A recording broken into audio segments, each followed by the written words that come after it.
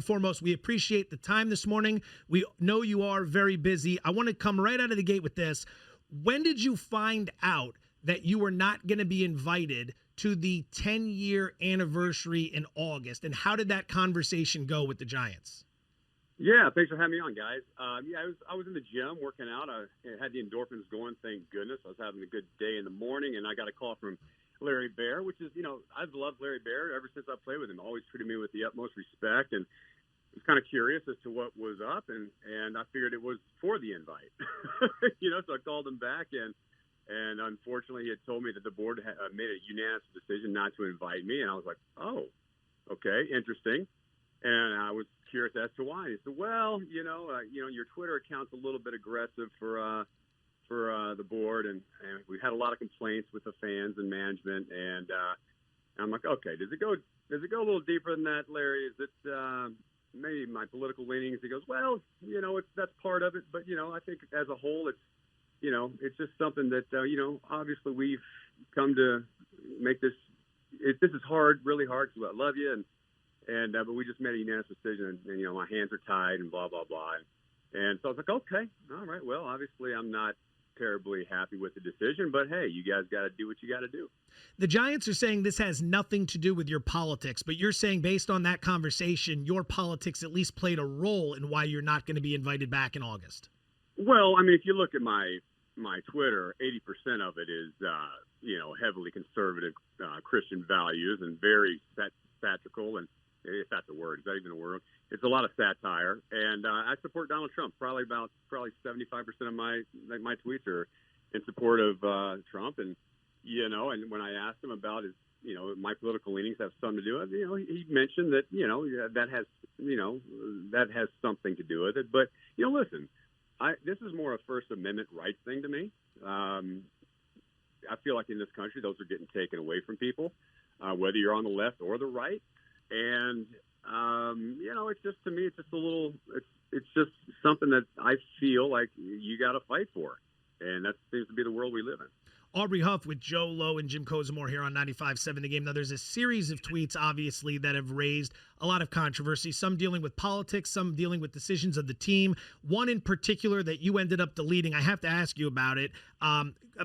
Quote, let's get a flight over and kidnap about 10 each. We can bring them back here as they fan us and feed us grapes, amongst other things. This was a post about Iranian women, since been deleted. Obviously, this caused a serious uproar amongst people who read that. Now, take me through the mindset of that tweet. What was your intent when you sent that out? Well, first of all, it was earlier in the morning. I hadn't had my coffee yet. And at the time, the whole Iran thing was going down. And, you're talking about war with Iran and all this stuff. And I thought to myself, gosh, there's so many beautiful Iranian women that I would imagine would love to escape that place. And instead of saying, go there and rescue, I just, for whatever reason in my mind in the morning, just said kidnap. Wrong choice of words. Obviously, that was the wrong choice of words. That's not what I meant. America's a place where I feel like everybody in the world would love to be, and I would assume that many of the women there would love to be in America and get away from all the craziness in Iran. So, that was basically what that was about. With my sense of humor, I'm in the locker room. The people that know me know that's how I joke around, and it was meant to be a joke. But, as I reread it later in the day, I'm like, ooh, kidnapping probably wasn't the right choicing of words. In hindsight, do you regret sending that tweet out? I don't regret sending the tweet out. I regret the kidnapping part. Yeah, that was probably the wrong choice of words. So you could, though, understand why people would be outraged about commentary like that. I can see how you would view that as you're making a joke about a situation, but for that to be the message you convey, people getting outraged, and then that's what I'm trying to do. I figure you've got to at least have some regret for something like that, because to me, that's the core of why the Giants are not inviting you to come back. I know there's a lot there, but that really stands out, Aubrey. Well, there wasn't a lot of, from Larry on the phone. It wasn't really one. He didn't give me the exact tweet. It was just basically there wasn't one tweet he had mentioned. There wasn't even the tweet about my disagreement with having a woman coach on the team. There was none of it. And so I was, it was basically my Twitter in general. And that was really it. So, yeah, I can understand why people are outraged. But here's the deal. My Twitter account, basically, I use my Twitter account the way I still talk in the locker room. I love the banter, and I love talking trash. It's in a fun, positive way. Sometimes people don't get it. I'm not a bad person. I love my boys, and I do love a good fight for what you believe in. And like I said, I can't be controversial, but I'm a conservative guy from Texas, and I fight for my beliefs and values. And I would rather not get invited to a World Series 10-year reunion and then to bow to my beliefs and opinions for a 5-second validation hat tip. Aubrey, when you look at this situation, and I understand freedom of speech, get that. But if you look at Larry Bear, the situation he and his wife had with the wrestling of the phone, speculations. You look at the manager that they decide to bring in the guys in and cuddling the guys about trying to cover up something. You look at also hiring, then you say, okay, bring in a woman coach.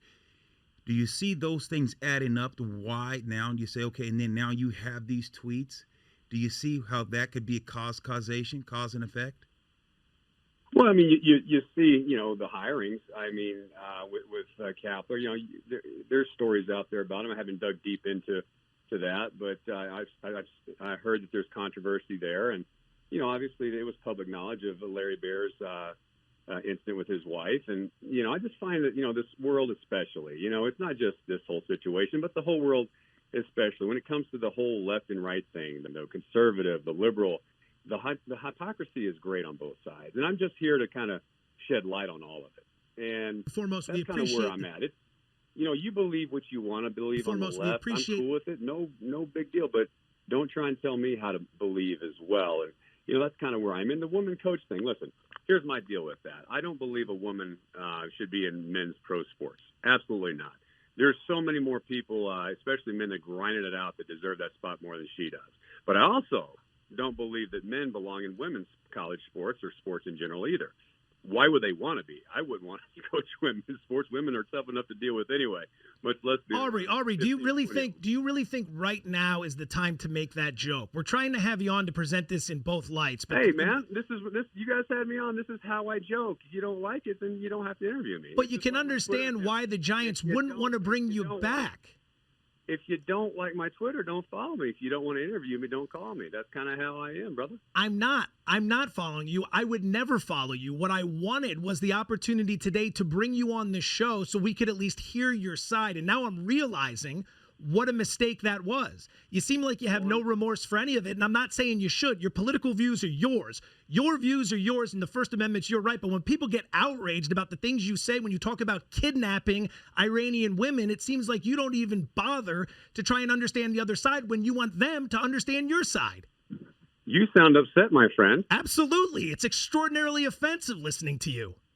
Well, I'm not one bit sad that you're offended. I'm sorry about that, pal. I can't do nothing about that. I can completely understand why the Giants would want nothing to do with you. It's a shame because we came on today wanting to see your point of view.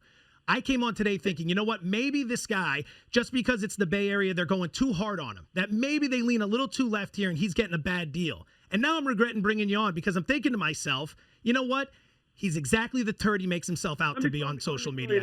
Hang up on him. We're done. Aubrey Huff, former San Francisco Giant, run that guy.